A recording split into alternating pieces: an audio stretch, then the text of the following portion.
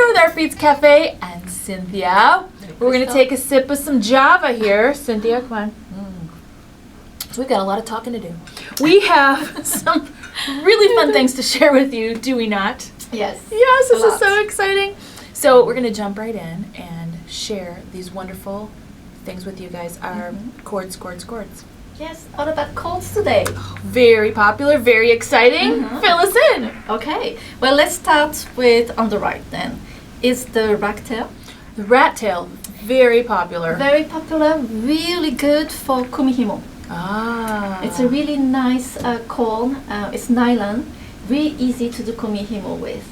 And we have different sizes, and I really want to show how the size makes a huge difference when you do the kumihimo. Oh, that's good, because for some people that haven't done a lot of kumihimo, they're not really sure until you do a few of them how that affects it. So exactly, that's a great point. So this is the 1.5 millimeters, and you see how it's pretty small and pretty tight together. Yeah. And this is the 2 millimeters, and it's pretty large, and you see more the design of it. Oh, I see. That's good. And then it's very easy to just put a pendant on it. Sure, and it's interesting to notice too how much thicker the 1.5 to the 2 is, because that's quite a bit thicker. Yes, it is. It is.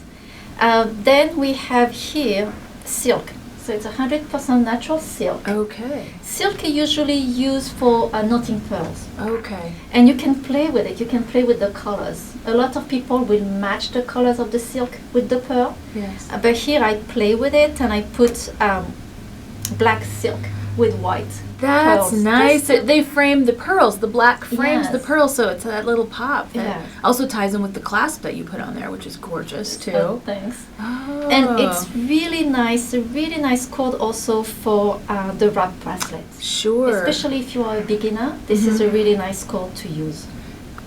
Okay, and now we have here the Korean wax cord. So it's a cord inside, nylon cord, and there is a wax on the outside. And I loved it also for some Shambhala bracelets because it melts very well. Oh, it melts well, and also it's really thin, so you can fit through some of those beads that are tricky, right? Yes, exactly. Very smooth also. Great. So let's go to that side now. And here is the Chinese cord. And the Chinese cord is getting more and more popular. And here Sherry made a beautiful knotting bracelet. That's gorgeous. The colors are gorgeous too Yes. on that. And this is similar to the parachute type cord jewelry that they've got going right now. That's very, very hot. Yeah, it is. It's pretty similar, yes. And she used a 2 millimeters cord. Then you have a 1.5, and Devin made this really neat main bracelet with that cord. It's a very strong cord, and Devin tends to break everything, so I recommend this one for them. And then there is also a 1 millimeter cord that you can use for Shambhala too. And all of these, they melt very well also when you need to finish by burning them. That's great, especially with the Shambhala when you have to burn up those little edges. That Yes. works with that. Oh, that's great, Cynthia. And then to finish, we have the S-Lone bead cord. This is nylon also. And you can do kumihimo with it, but it's really stiff. Ah, okay. So it is possible. I like also mixing colors. It's pretty neat. But what I like to use with is when you use kumihimo and beads. Oh, look And at that. yeah, so when you finish the bracelet, you don't really see the cord, but you need a cord that is strong enough and thin enough to put your beads on. And this works really well for that. Great. That's good to know, because I always wondered when you're going to add your beads, if they're the thicker cord, sometimes you can't get the cord through. So how do you do your kumihimo with beads? Yes. Ooh, excellent. Oh, Cynthia, these are all great. Oh my goodness. So many things to choose from. I think that's where people get a little confused. Which goes with what project that you're starting, and what goes with which beads, and your different types of, I don't know. That's really nice. These are really great. Oh, thanks. Thanks for sharing.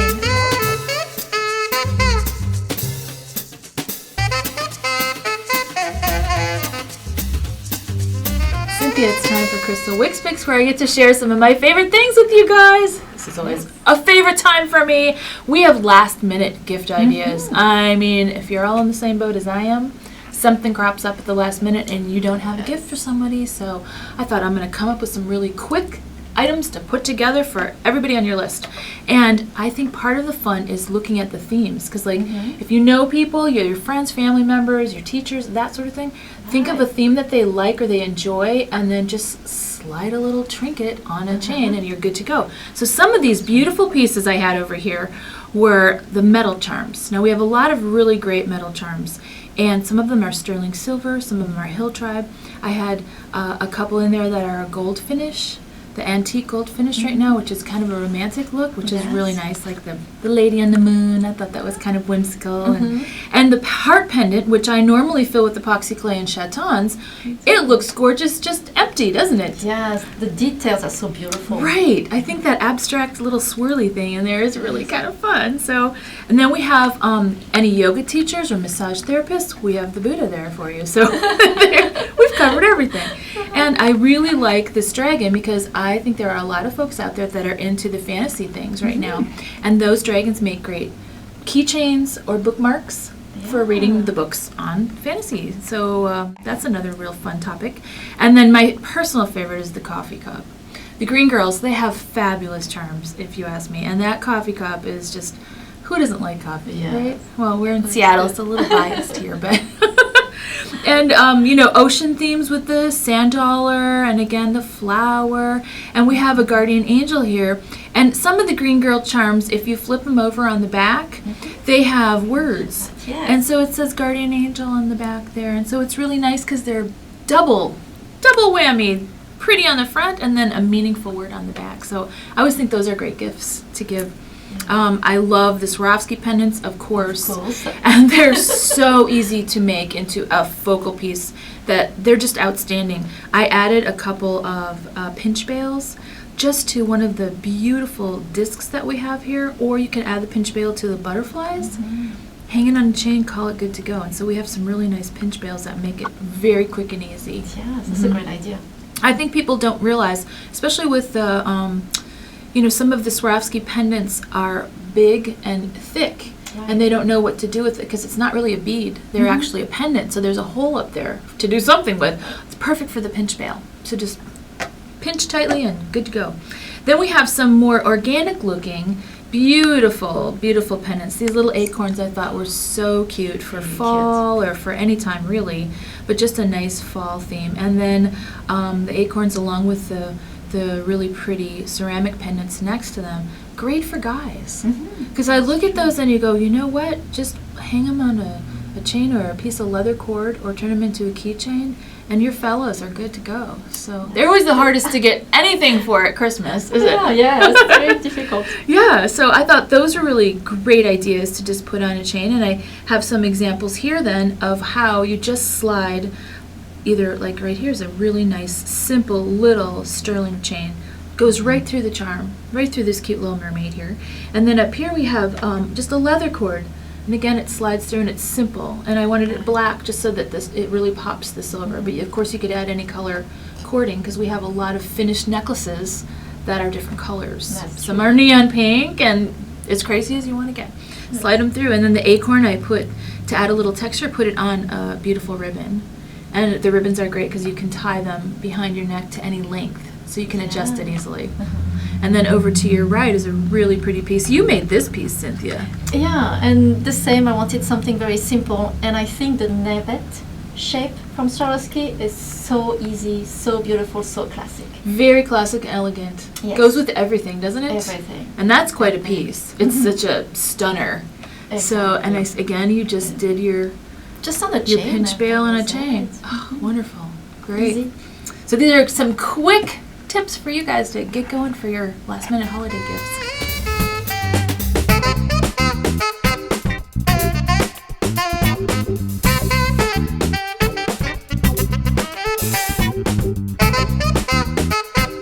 Okay, Cynthia, it's time for our Q&A, and we have Laura from Toledo. She asks, what's the difference between head pin and eye pin gauges?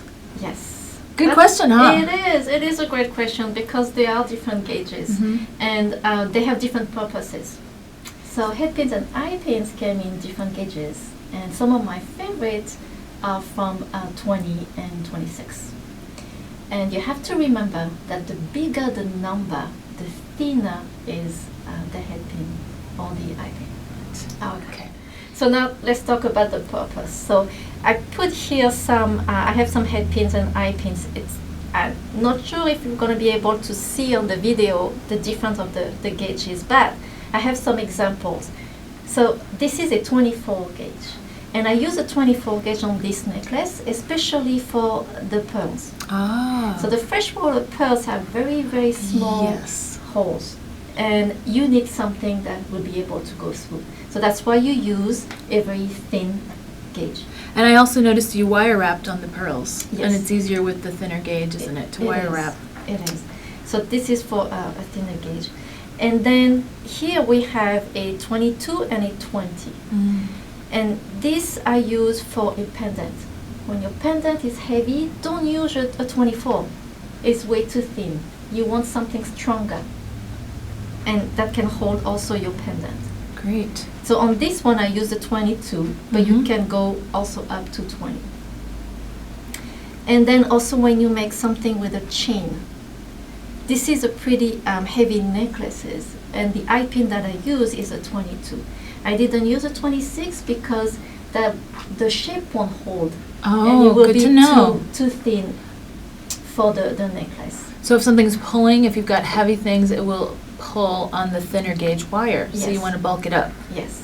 Got it. So a good way to think about it is if you have something really small, like a freshwater pearl, use a thinner gauge. Mm-hmm. And if you have something heavy, then go to a heavier gauge. And the most common gauge that people use is a 22. Oh, okay. It's pretty easy. And one last little tip that I want to show is how I store my head pins and eye pins. Look at that. That's I- great. I find these little containers in the cooking place, for your spices. Sure. And I just put my eye pin in here and my head pins. And then I even write here on the lid my gauges. Like that I know exactly That's which one perfect. is which one. And you might add if it's sterling or not, because they can look the same and you Sure. don't know. Yes. That's a great idea, and they don't get bent.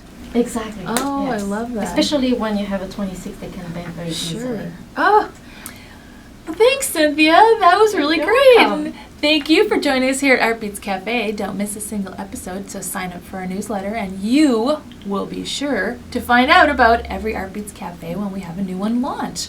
Let us know if you have any questions or if you have anything that you want us to talk about on Artbeads Cafe. Let us know at artbeads.com. And happy beading!